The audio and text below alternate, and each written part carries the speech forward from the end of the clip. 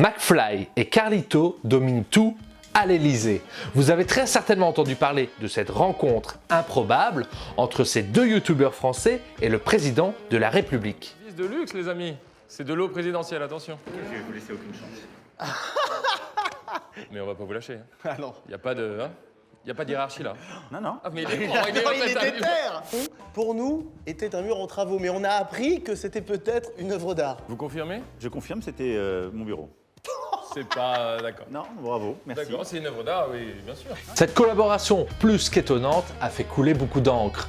Elle a été vivement critiquée par l'opposition politique et a suscité principalement de l'indignation contre le président Emmanuel Macron. Mais ce n'est pas le sujet dont je vais traiter aujourd'hui. Ce qui est bien plus intéressant et passionnant, c'est la capacité que McFly et Carlito ont à raconter des histoires. Et pour ça, ils sont très forts. Voilà. Et j'avais un ouinge au bec, voilà, de la pure huile de colombe. Et donc j'étais comme ça, je fonce, j'arrive sur un rond-point, j'ai donc 4 délits, mais je m'en foutais complètement, j'étais trop heureux, j'allais faire une émission, on était très mal payés, on était heureux. Et là, sur le rond-point, je débarque, et il y a les flics qui contrôlent. Cette compétence qu'il possède s'appelle le storytelling et peut s'avérer très utile. Elle est d'ailleurs même indispensable quand on a un business, un projet ou une reconversion professionnelle à réussir. Simplement parce que le fait de raconter des histoires est le meilleur moyen d'être écouté et entendu. Vous pouvez vous aussi raconter de belles histoires, mais pour ça, il va falloir comprendre cette leçon de narration.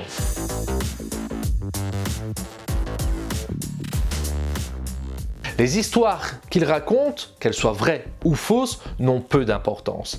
L'essentiel est comment ils font pour exceller dans leur art. Ils commencent toujours par déjouer chez l'auditeur les comportements perplexes en imposant leur contexte. Pour raconter leur histoire, ils débutent toujours par prendre le temps de décrire la situation de départ. En parlant du contexte, cela permet à l'auditeur de se visualiser et de comprendre ce qui est en train de lui être conté. Chaque bon récit possède toujours un début, un incident déclencheur et une fin, sinon il n'est d'aucune utilité. Nos deux amis l'ont bien compris et ils utilisent cette astuce essentielle pour acquérir l'attention de leur président. Donc on y va. Donc pour aller à Fort Boyard, il faut aller à La Rochelle, car c'est dans la baie de La Rochelle, j'ai pas le terme technique. Très belle région, par ailleurs. Nous voilà tous dans le bateau pour aller à Fort Boyard. C'est un petit bateau, et franchement, hein, je parle un navigateur. La mer était quand même pas calme de ouf. Elle était bien déchaînée quand même.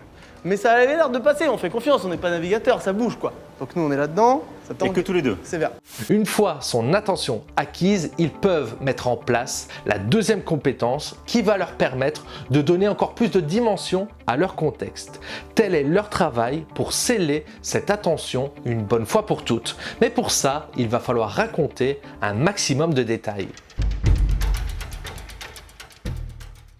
C'est en prenant le temps d'apporter du détail que le récit semble vécu. Ils ne se contentent pas de raconter des éléments qui sont anodins, non. Ils choisissent judicieusement de petites descriptions qui vont permettre au président de se projeter. Passe-partout avec les équipes Avec qui le ont l'habitude. Perfora, c'est passe-partout. Tout à fait. On est avec eux. Et ça se voit dans le regard qu'ils sont pas confiants de ouf. Préciser que...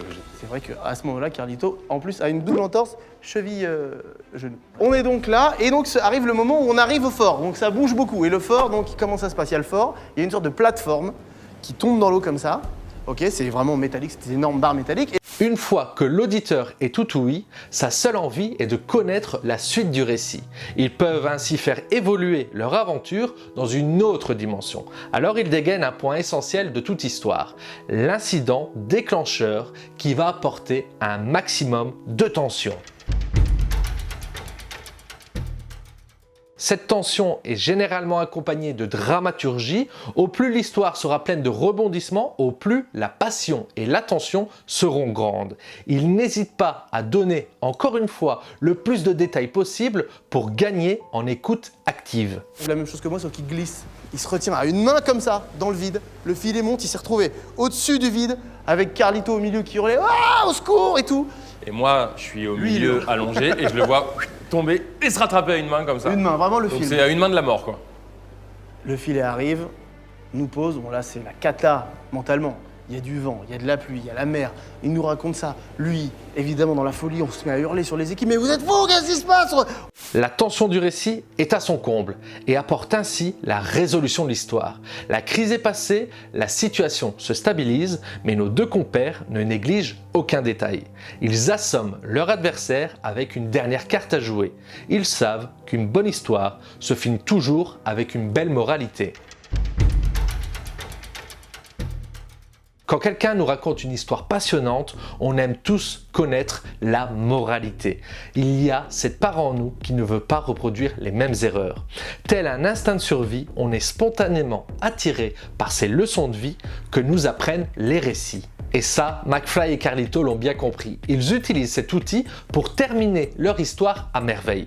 Cela permet tout d'abord de garder l'attention jusqu'au dernier mot prononcé, mais aussi de clôturer le récit sur une note positive. La boucle est bouclée, l'histoire est terminée et c'est ainsi qu'ils arrivent à obtenir ce genre de réaction d'un président.